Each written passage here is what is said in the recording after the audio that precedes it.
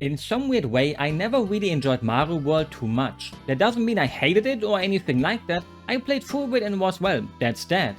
It just left me indifferent instead of blowing me away how it was kinda supposed to. We gotta go back to the past to explain it, to play some shitty games that sucked ass. Even though the later part is not true, I played mostly great games on the Super Nintendo as a kid. Whenever we would visit one of my grandmas, she would have the Super Nintendo over from her uncle who lived next door, like he really lived next door. And the three games I remember playing were International Superstar Soccer Deluxe, the franchise that would later become Pro Evolution Soccer, Yoshi's Island and Mario All-Stars. But no Mario World. Only years later would I play it for my first time on my Wii because I bought it on the Virtual Console. Isn't it a bit crazy how they sold Wii points in actual cases like this? That's a lot of plastic wasted, but at least I can use this as a backup case if I ever need it.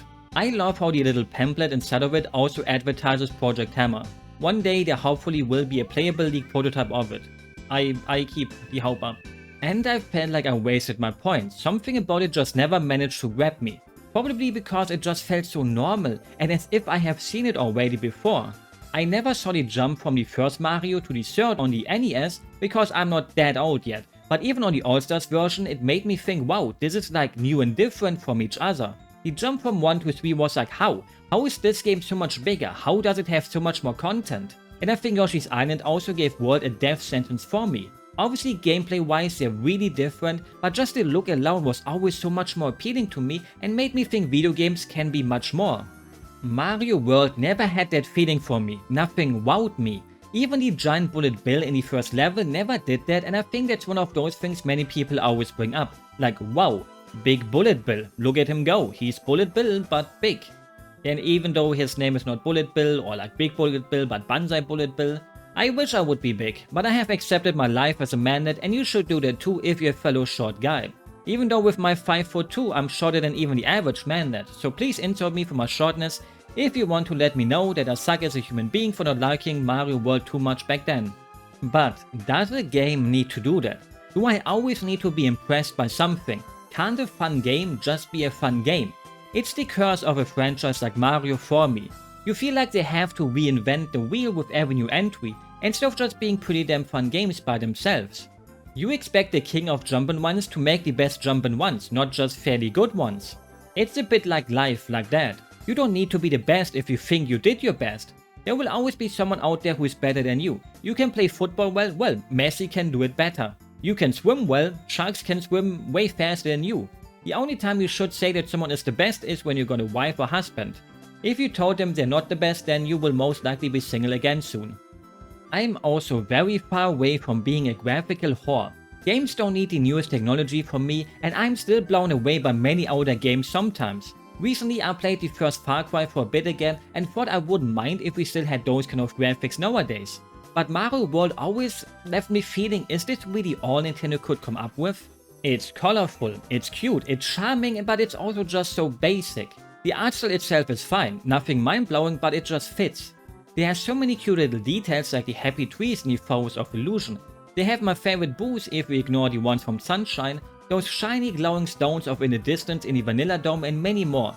But then you see the water and think, this is just a single color, or the underground levels where the backgrounds look like this. All of it just feels a bit unfinished to me. I know its development was kinda wacky and they tried their hardest and fastest to push this out so it could be a launch title, and while that didn't really hurt the game from its gameplay, it does hurt the aesthetic in my opinion. But the thing is also, it's a clean game. At no point will you ever think you can't jump on this or that because you thought it's in the background or foreground. Something other jumpin' ones can't really say about themselves since they went for more impressive graphics but less readability. You can have both though. Another problem is the fucking foreground keeps blocking me. It's like, get that shit out of the way. I can't see what I'm doing. Rather have a diarrhea dog take a lava dump all over the screen. I just wish sometimes there would be more to the graphics of the game though. Especially in the backgrounds. Have something cute happening in them or have a few more of them because they do kinda get repeated a lot too. Also another reason is the Mario sprite. Something about him always bugged me and I think it's because he became the face of Mario fan games and animations for a long time. Not all of them sucked, but most of them were pretty damn, not so good. Every time you played a shitty Flash Mario game, it was the Mario from Mario World. I know it makes no sense, but somehow this kind of thing sometimes burns itself into your mind in a way that can't be explained, so you have this weird distaste of something even if you know you shouldn't have it. Cause he's a handsome fella, look at him, he doesn't look bad, but in my mind he kinda does look bad even though I know he doesn't look bad. But then you play the game and feel happy. It's a fun game. You jump and you run. Yay, isn't that what you want from a jump and run? And yes, we Germans don't say something silly like platformer, we call them jump and runs unironically.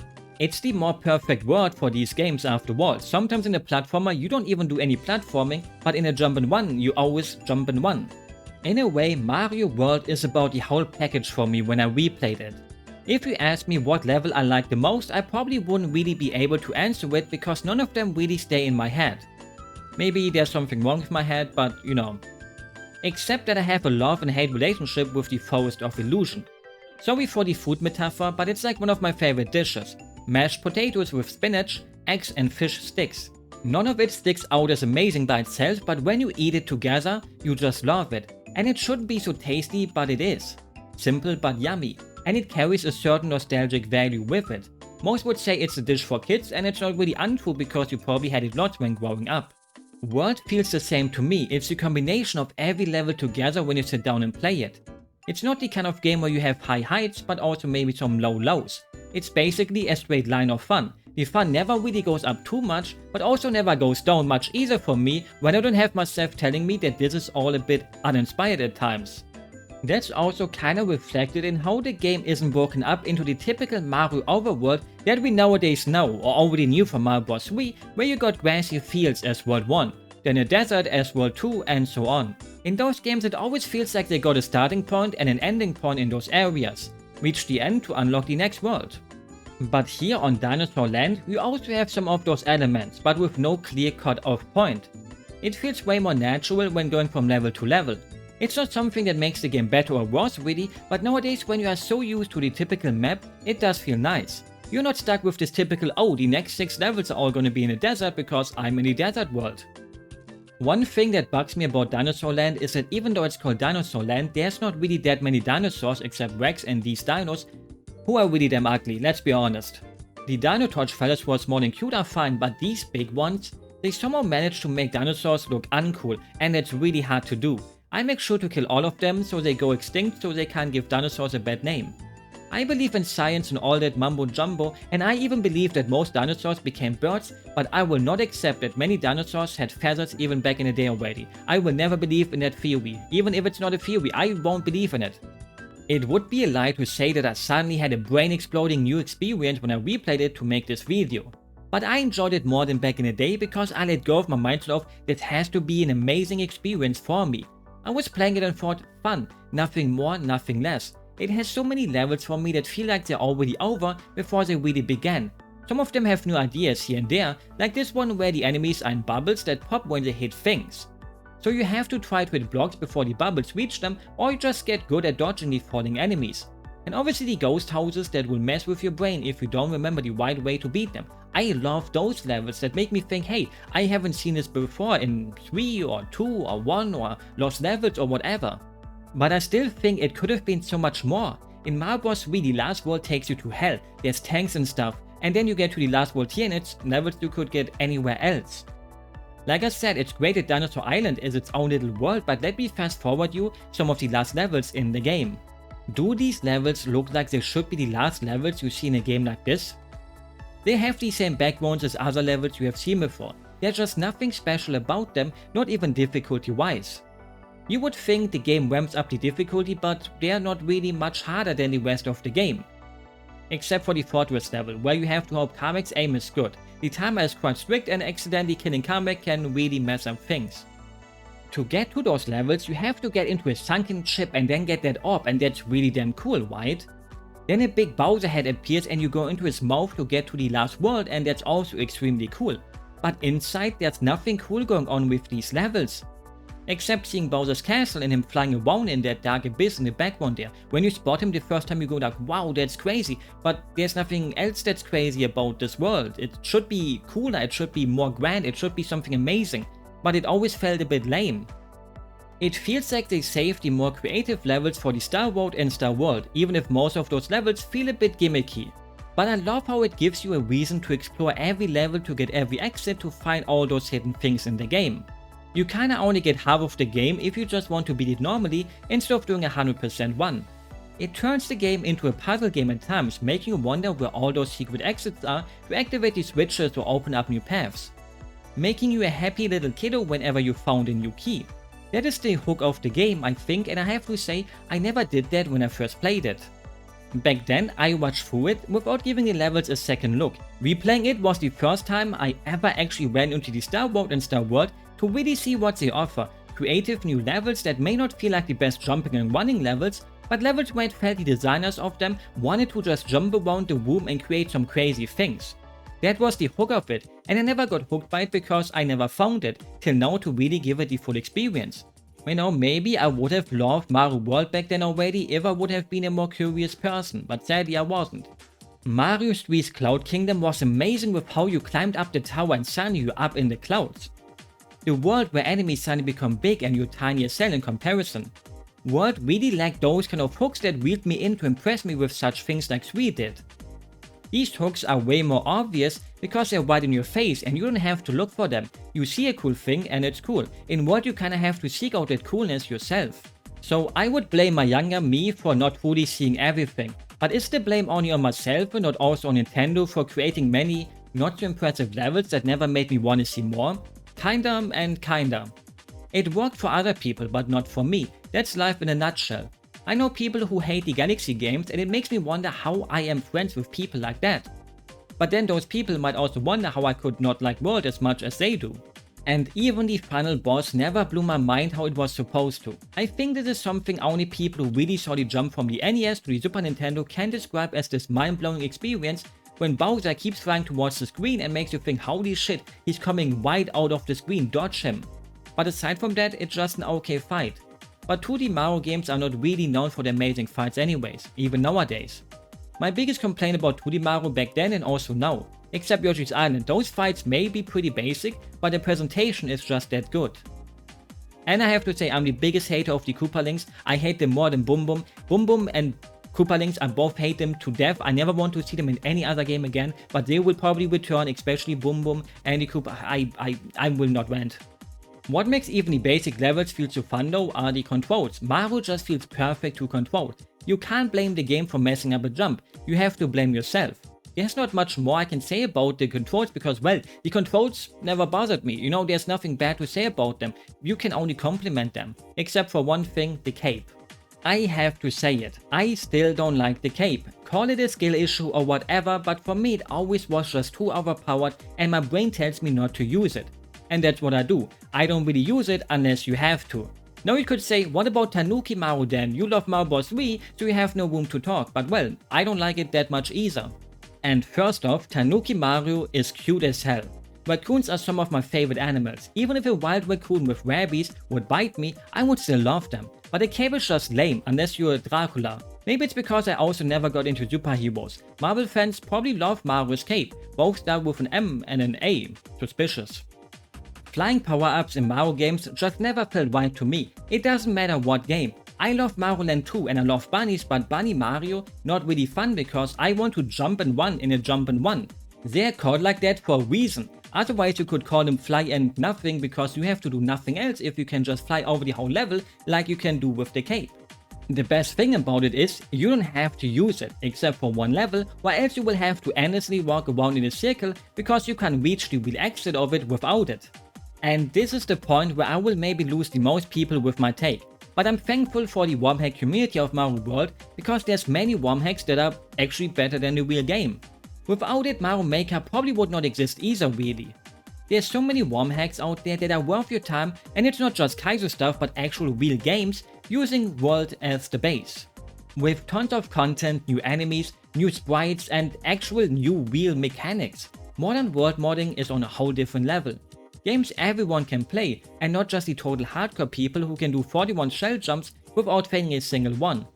But even simple Kaizo hacks like Baby Kaizo are actually really fun, and I actually beat that one once. If I can do that, everyone can.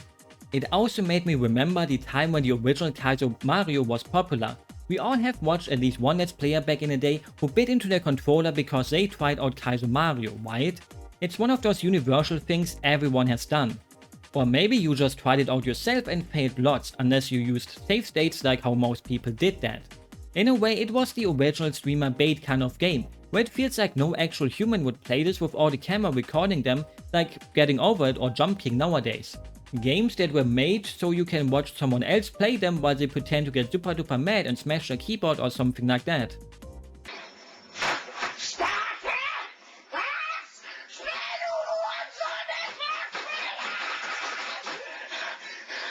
Or musical levels like the one where it's perfectly synced to the Nico Nico medley, which blew my mind back in the day, with the lyrics or without it. Sitting there and thinking how and why someone on this planet spent their precious time making it. I don't mean this in a bad way, but more in a damn that's kind of sick way. I wish I could invest so much effort into something that most people would call pointless.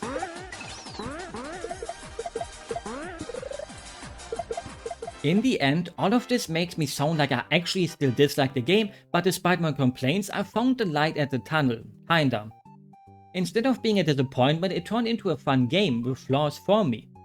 Not every game can be as perfect as Xenoblade 2 after all, which has no flaws at all, nope, zero. I think Yoshi's Island and Mario Bros. 3 just spoiled me too much.